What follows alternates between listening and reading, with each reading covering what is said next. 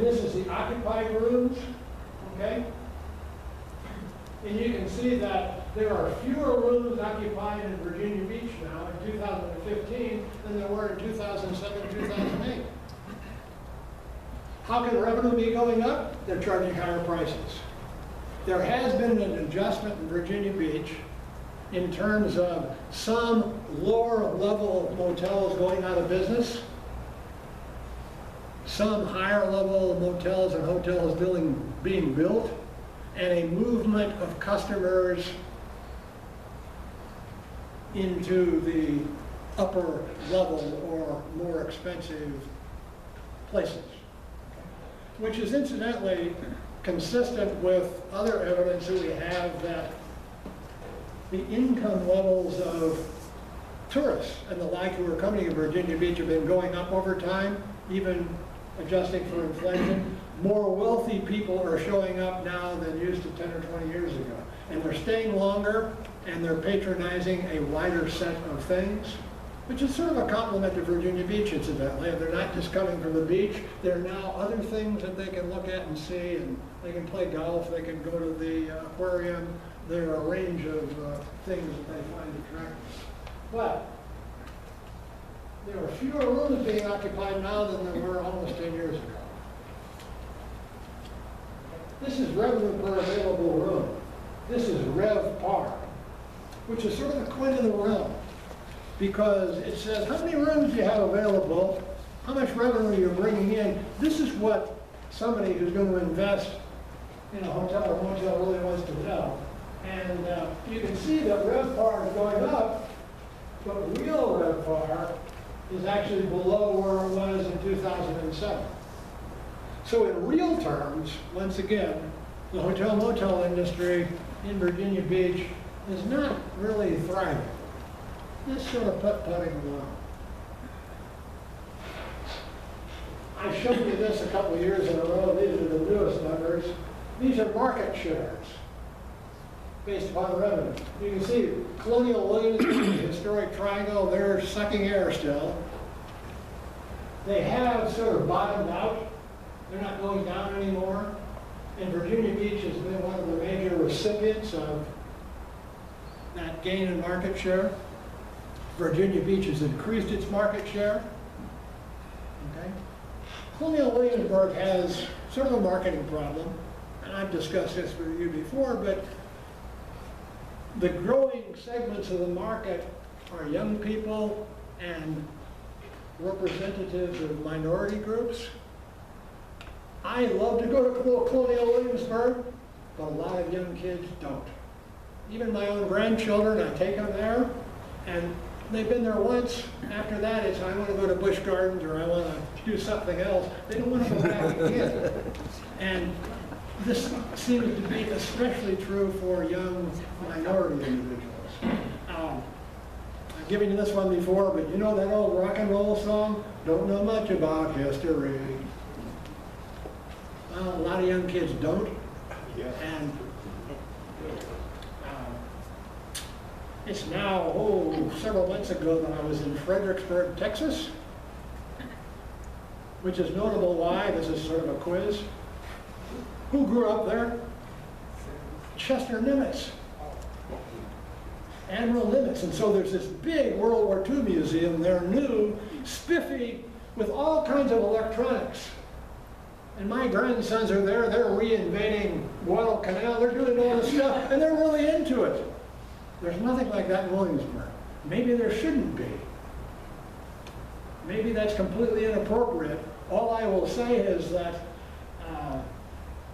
in terms of marketing, it's a challenge for them, okay? And you can see what's going to happen. Okay, let's now talk about a specific problem, labor force participation rates. Most people don't even know what they are, but they're really very important because they really affect everything from tax rates to families. Oops. I had that long slide. I'll come back to that in a moment. Let's talk about traffic congestion. Sorry, I should have looked at this. Traffic congestion has gone up slightly if we look at average minutes of daily time, it didn't go up dramatically. But over a 10-year period, maybe it's cost us a little bit less than a minute. Hardly enough to watch. But the interesting thing about this is despite the fact that we have 20,000 fewer active duty military. And the population hasn't been growing that rapidly. Basically, this is due to more people driving more cars.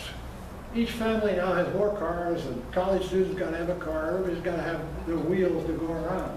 And that's largely what that reflects. We're still one person in a car. 82% of people who are commuting are driving alone.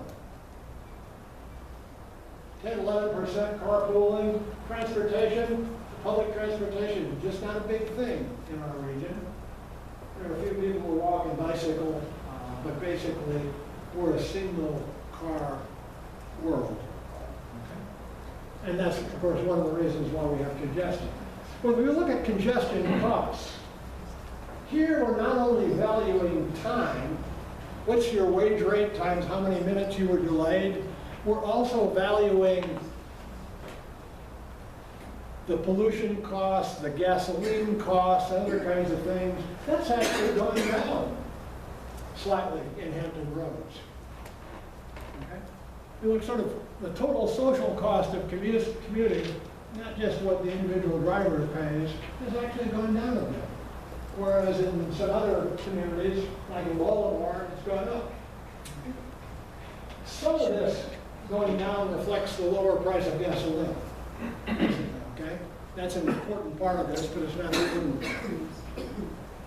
So now we ask the question, well, what if we build new capacity? Thursday I drove to Richmond, and it took me quite a while because there are all kinds of things. You know, I-64 is being expanded, and I look forward to that. But here's the problem. Actually, when I leave here today, I'm going to Costco. I love their cashews. You know, those big things. Those are wonderful. I'm going to stop there and I'll probably get their blueberries. Good stuff. But anyway, when I'm checking out, I've got my cart full of stuff. What do? I look for the shortest line where I look at how much stuff people have in their carts, and I evaluate what's the smartest line to get in. And sometimes, after I'm caught, people front and back of me, I can't move. I say, this is the wrong choice. But the point is, we all tend to do that, don't we? Whether it's the Costco line or the bank or whatever, or we're on an expressway, we go from one lane to another, or we decide I'm going to go over Virginia Beach Boulevard rather than I-64 or 264, that sort of thing. Well, that's why when we expand these things, we don't see huge improvements, because drivers distribute themselves to take advantage of the cheapest or fastest way to get there. So, yeah, we can do lots of the things that we're talking about, but we won't see dramatic improvements because drivers almost automatically allocate themselves in order to minimize the time and cost of travel. Okay. Now, here I'm supposed to be talking about labor force participation rates as I was before. Let me warm you up by this by saying our rate of unemployment, this red is Hampton Roads, has been going down. It's been going down nationally. Okay? Yet we're not creating many jobs, are we? How can our rate of unemployment be going down when we don't have as many jobs as we used to? Well, the answer is lots of people have dropped out of the labor force. They're not even looking anymore. You're not considered to be in the labor force according to the Bureau of Labor Statistics unless you're either employed now or you're looking for a job.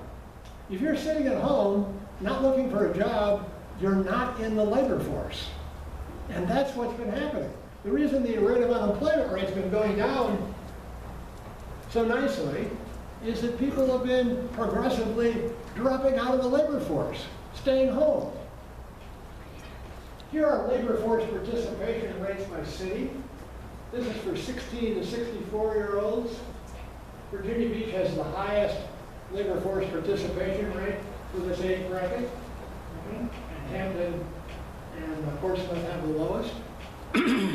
But that looks good, but look at this. This is the change over that time period. Virginia Beach's labor force participation rate over the last 5, 6, 7 years has gone down 4%. Incidentally, if you want any of these slides, I'll give you my email and I'll send them to you, okay? Look at Hampton. Wow. So the interesting question is, what about differences between ethnic groups? Now, I'm going to probably step on somebody's toes here, but I wonder what Donald Trump would say about this Hispanic labor force participation rate. That's the only subjective comment on that. This is the labor force participation rate for women. This is it, or overall. This is for women, or for men, this is for women, okay? And what you can see is the labor force participation rate for men has been going down. For women, it went up for a long time, and now it's beginning to taper off and go down as we've sort of reached some kind of a satiation point for women. If you look at age groups, nearly everybody's labor force participation rate is going down except these ones down here. You can't quite see this very well. Those are old people, like me, 65 and older. Our labor force participation rate is going up. Apparently we can't afford to retire or something. But when you go to Barnes and Noble or even McDonald's and there's this old guy or gal behind the counter, that's what you're seeing right here. They are still in the labor force. But all the rest of the age groups, their labor force participation rate is going down. Even men 25 to 64, prime age for people going to work, they're not. So why? Well, an important explanation is the discouraged worker hypothesis. You go out and look for a job, you can't find one, and so you quit looking. Now, you know, there are jobs out there, but they're not necessarily where the people are or necessarily what they want to do, et cetera, et cetera. But some people say, well, I can't find something that's appropriate to me, so I end up staying home. Demography. This used to be a popular explanation. It was our population is aging, and it's natural that more people would retire and not be in the labor force, so the labor force participation rate should fall as the population ages. Except I just showed you kind of the opposite is happening right now. More mature people are going into the labor force. What about the social safety net? Is it sufficiently attractive that you can cobble together a combination of unemployment compensation, of disability, whatever, Food stamps. and food stamps, yeah, and make a goal? And I'll sort of evaluate the relative sizes, but that's a possibility. Here's another one. In the state of West Virginia, more than 10% of all men who are 25 to 64 are on disability. 10%. In other states, it's 2 or 3 or 4%. In Virginia, it's down in that particular. It's sort of a business there. In fact, without mentioning your name, I will tell you that about more than a year ago, I got a call from an attorney here in the beach who said, you know, I got all these disability cases. Why don't you sort of come and help me out with all these? Because I need to do computations and figure out various kinds of things. And the more I talked to him, the more I realized he was in the business of producing disability. Now, for sure, lots of people, maybe most people who apply for disability deserve it and should get it. But like in West Virginia, it's pretty clear that there are lots of people getting it who don't properly deserve it. Well, that's a possibility. This used to be a popular explanation, except the last couple of years, nationally, and in Virginia, incidentally, head count college enrollment has actually gone down. Tidewater Community College now has like 5,000 fewer students than they did a couple of years ago. Now, some of this is connected to a change in federal financial aid regulations. They've made it much more difficult for somebody to collect Pell Grant money and things like that if you're not really attending. That's also incidentally one of the problems that Norfolk State has. They, and a lot of HBCUs have a bit of a problem there. But this isn't a very viable explanation now because there aren't as many people going to college now as there used to. So if we sort these out, it turns out that the most important of these is the discouraged worker. That explains maybe about 20% of the difference. Okay? And we go back to demography, that doesn't explain much. Social safety net maybe explains about 10% of what we see. This explains about 10%. Fewer people are going. Truth is, we can't really explain why this is occurring unless we essentially come up with what I'll call a cultural explanation. It has simply become culturally more acceptable for people not to be working. It's no longer something where get out and work, or and the rub is we end up paying for this. One way or another, when people drop out of the labor force, either their family supports them, or the government supports them, or they commit crimes and go to jail maybe. There are all kinds of ways that these people who aren't working in the prime age brackets impose costs on society. We have to sort of figure out how to get these people back in the labor force. In some cases, it's a square peg and round hole problem. There are jobs out there, but they're not qualified to fill them. It's a job retraining thing. But in other cases, maybe the disability procedures are too lax. So there are a lot of things that we can look at. But we are paying now huge costs as more and more people drop out of the labor force. Those percentage declines I showed you by city over the last 5 or 6 years, those ought to be alarming to anybody who is sort of paying attention to this, because it's really a very expensive thing for society. With that, I'm going to stop and write out your questions, and you can be the center fielder.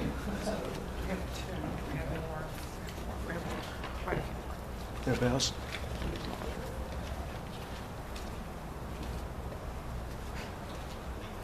Private wages compared to government wages are very low. Can I explain the gap? Well, that's sort of true and not true. It really depends upon the particular occupation, and in particular it depends upon whether or not you include fringe benefits. Governmental fringe benefits typically are very generous.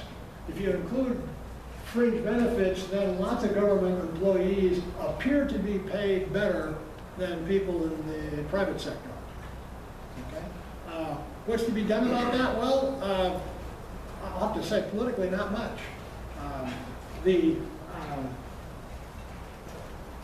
collective bargaining routines that most federal government employees have, and their unions have negotiated all this stuff, and I just don't think it's going to disappear.